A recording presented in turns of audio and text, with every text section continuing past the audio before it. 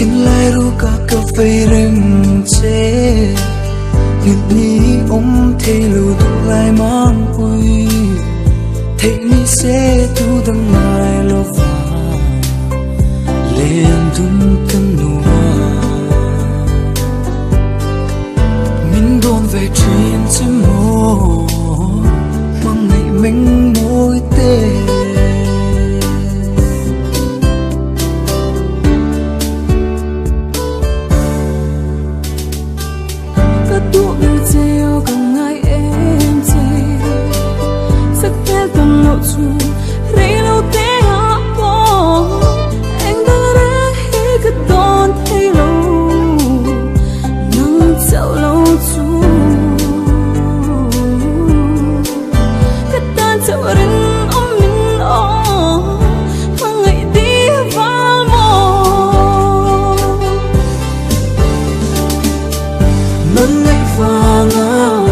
Ngồi trên núi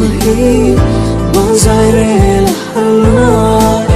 đi bước tê trốn trốn dài rê là hal nghe mi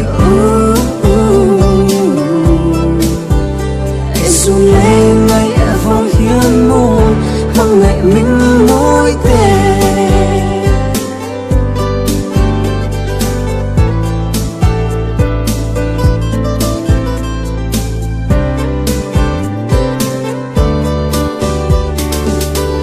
đêm lũ sẽ dần lên rung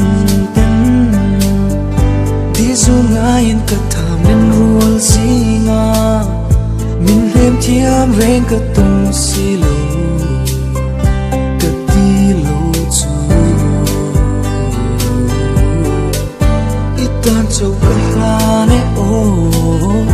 mang ngạch na rin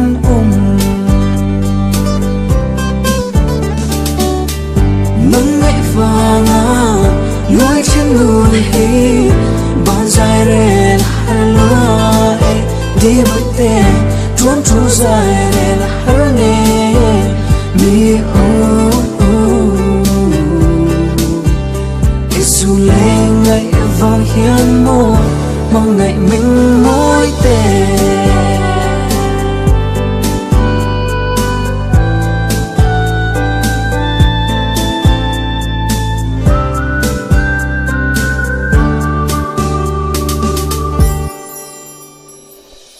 Cần ca đã mel mà lung mùa sáng lung tu sắm mong chẳng nàn đốt thu ăn dâm mà sẽ ra em ngon sẽ đang ô đủ lại vang mồ chút tin cần ta em nghĩ có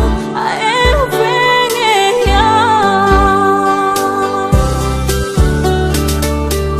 nâng ngày vàng ngồi trên núi bàn dài rê là halua đi bước tê